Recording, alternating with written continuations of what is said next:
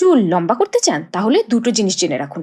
কেন আপনার চুল ভাঙছে আর কিভাবে সেটা বন্ধ করবেন। বাজারে যত শ্যাম্পু, তেল, সেরাম দেখছেন যারা বলছে চুল লম্বা করে দেবে, একটাও সত্য না। কেন? মানুষের চুল প্রতি মাসে গড়ে 1 সেন্টিমিটার করে বাড়ে, এটা জেনেটিক। কোনো প্রোডাক্ট এটা বাড়াতে পারে না।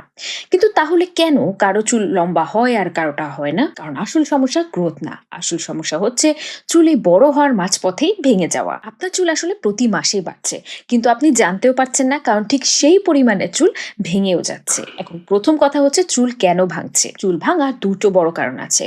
এক হলো আপনার স্ক্যাল্প ঠিক না থাকার কারণে চুলগুলো খুব দুর্বল হয়েই জন্ম নিচ্ছে। সেই সাথে ইনফ্লামেশন, খুশকি, বিল্ড আপ থাকলে কিন্তু হেয়ার ফল এমনিতেই বাড়ে। এর উপর আবার আরেকটা সমস্যা আছে, সেটা হচ্ছে চুল বাইরে থেকেও ভাঙে। ভেজা চুল আঁচড়ালে, শক্ত গামছায় ঘষলে, হিট স্টাইলিং টুল অনেক বেশি পরিমাণে ব্যবহার করলে, এমনকি বালিশের ঘর্ষণেও। মোট কথা হলো এগুলো থেকে বাঁচিয়ে চুল যেদিন ভাঙা বন্ধ করতে পারবেন সেদিন আপনার চুল লম্বা হতেও শুরু করবে। এখন আসি দ্বিতীয় কথায়, সেটা হচ্ছে চুল ভাঙা কিভাবে বন্ধ করবেন।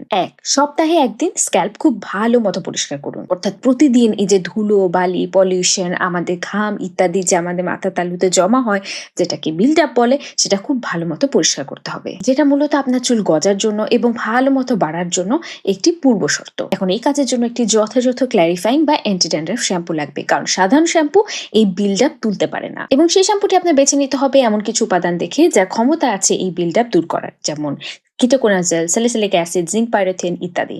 আপনারা চাইলে আমাদের হেয়ার গট্রাইট ক্লারিফাইং শ্যাম্পুটি ট্রাই করতে পারেন, কারণ এতে এই 3টি উপাদানই রয়েছে। তবে নির্দেশনা অনুযায়ী ব্যবহার করবেন এবং অন্যান্য দিনে শ্যাম্পুর প্রয়োজন পড়লে মাইল্ড শ্যাম্পু ব্যবহার করবেন। তবে এটার কাজ কিন্তু বিল্ড আপ দূর করা।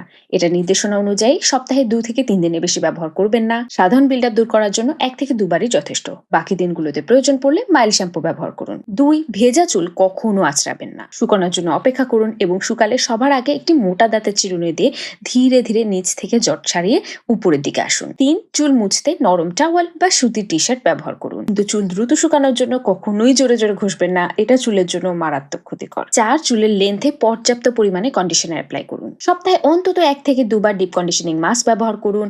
হিট স্টাইলিং টুল যতটুকু কম সম্ভব ব্যবহার করুন এবং রিবন্ডিং এর মতন কোনো কিছু না করাই ভালো। 5, সম্ভব হলে বালিশের কভার হিসেবে স্যাটিন পিলো কেস ব্যবহার করুন। ও আরেকটা কথা তো বলতেই ভুলে গেছি, যদি আপনার আগা ফাটার সমস্যা থাকে তাহলে আগাগুলো ফাটলে সাথে সাথে ট্রিম করে নিন, কারণ এই আগা ফাটা যদি ধীরে ধীরে উপরের দিকে উঠে আসে তাহলে কিন্তু সেটা চুলকে দুর্বল করে ফেলে এবং ভেঙে ফেলে। আর শেষ একটি কথা, সেটা হচ্ছে চুলের যত্নে সব থেকে গুরুত্বপূর্ণ হলো খাবার। আপনার প্রতিদিনের খাবারে যদি যথেষ্ট পরিমাণে প্রোটিন, আয়রন বা পানি না থাকে, তাহলে আপনি যতই বাইরে থেকে যত্ন নিন না কেন, লাভ নেই। চুল আবারও দুর্বল হয়ে জন্ম নেবে এবং কিছু দূর যেতে না যেতেই ভেঙে যাবে। চুল লম্বা করার কোনো ম্যাজিক প্রোডাক্ট নেই, কিন্তু চুল ভাঙা বন্ধ করার অভ্যাস আছে এবং আমি নিশ্চিত যদি